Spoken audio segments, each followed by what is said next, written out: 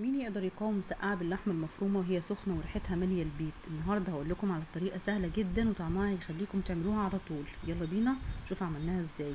انا عندي هنا البتنجان الكوبي او البتنجان الرومي كده، هقشره زي ما انتم شايفين، احاول اشيل يعني اكبر قدر من القشرة، وبعد كده هقطعه كده حلقات، يعني حجمها يكون يعني مناسب وسط كده زي ما انتم شايفين قدامكم بالظبط كده.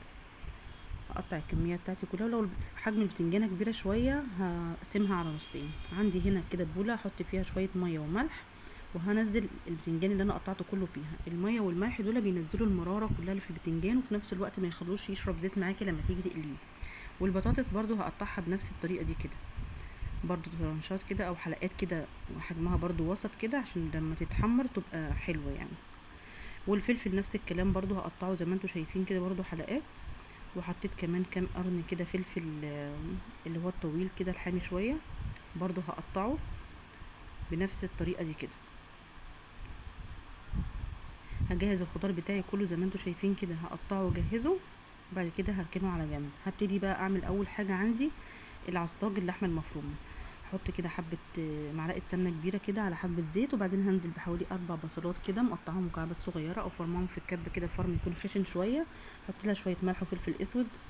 وبعد كده لما تصفر معايا البصله شويه هنزل باللحمه.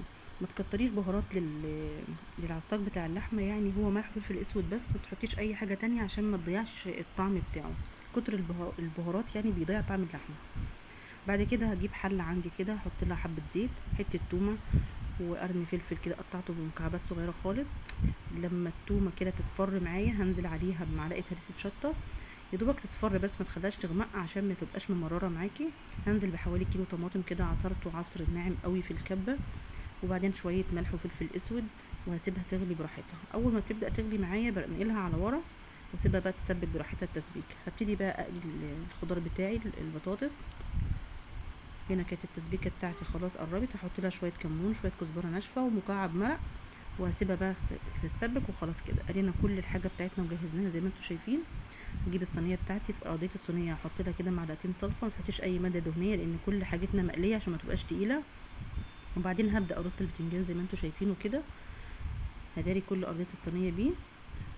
وهنزل بقى ايه يعني بالخطوات بتاعتي ورا بعضها كده. الفلفل، بعد كده البطاطس، بعد كده برضو شويه صلصه عليها من فوق، بعد كده اللحمه، وهعملها ايه على مرتين. هعمل الخطوات بتاعتي دي على مرتين اللي انتوا شايفينها كده قدامكم. لو وصلتي معايا لحد هنا ما تنسيش لايك حلو كده وتعليق كويس منك. هنزل باللحمه كده.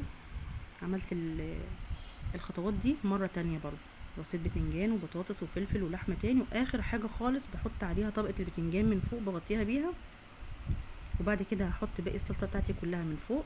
هكون شغلت الفرن تسخن معايا شويه.